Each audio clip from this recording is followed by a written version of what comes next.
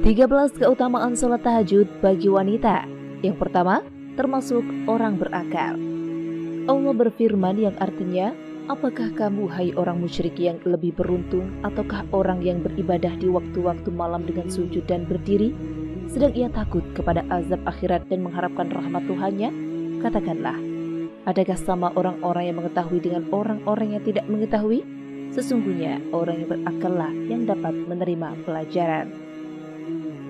Yang kedua, dikabulkan doanya.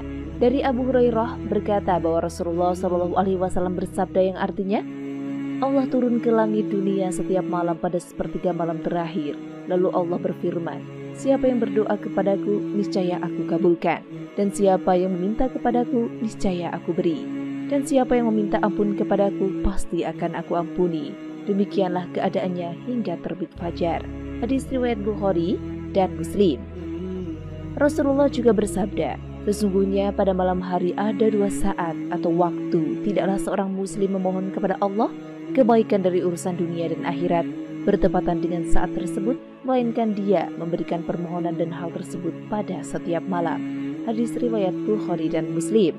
Lalu yang ketiga, terlihat lebih menawan. Rasulullah bersabda, barang siapa yang banyak menunaikan sholat malam, maka wajahnya akan terlihat tampan atau cantik di siang harinya. Hadis riwayat Ibnu Majah. Yang keempat, dijamin masuk surga. Rasulullah bersabda, wahai manusia, sebarkanlah salam, terimakanlah, sambung tali kasih, sholat malamlah saat orang pada terlelap, maka masuklah surga dengan selamat. Hadis riwayat Al-Hakim, Ibnu Majah dan At-Tirmizi.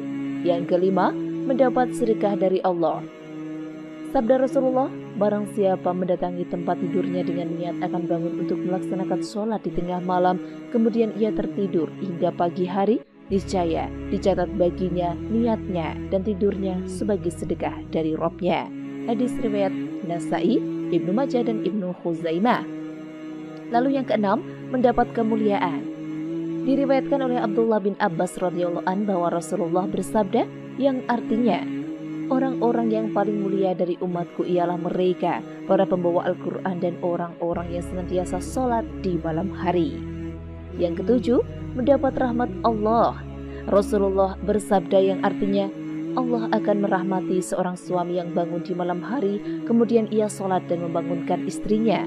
Dan jika istri enggan melaksanakan sholat, lalu ia bercikkan air ke wajahnya, dan Allah merahmati seorang istri yang bangun di malam hari.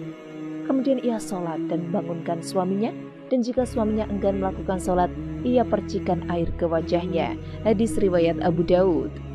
Allah juga berfirman, apakah kamu hai orang musyrik yang lebih beruntung, ataukah orang yang beribadah di waktu malam dengan sujud dan berdiri, sedang ia takut kepada azab akhirat dan mengharapkan rahmat Rabb-nya?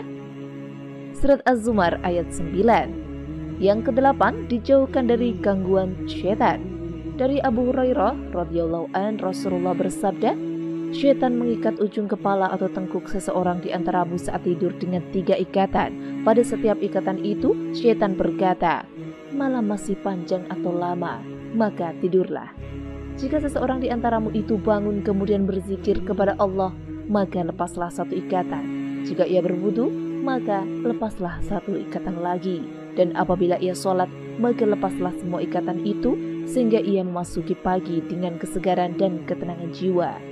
Kalau ikatan-ikatan setan itu tidak terlepas, maka ia akan memasuki pagi dengan jiwa yang tidak tenang dan malas.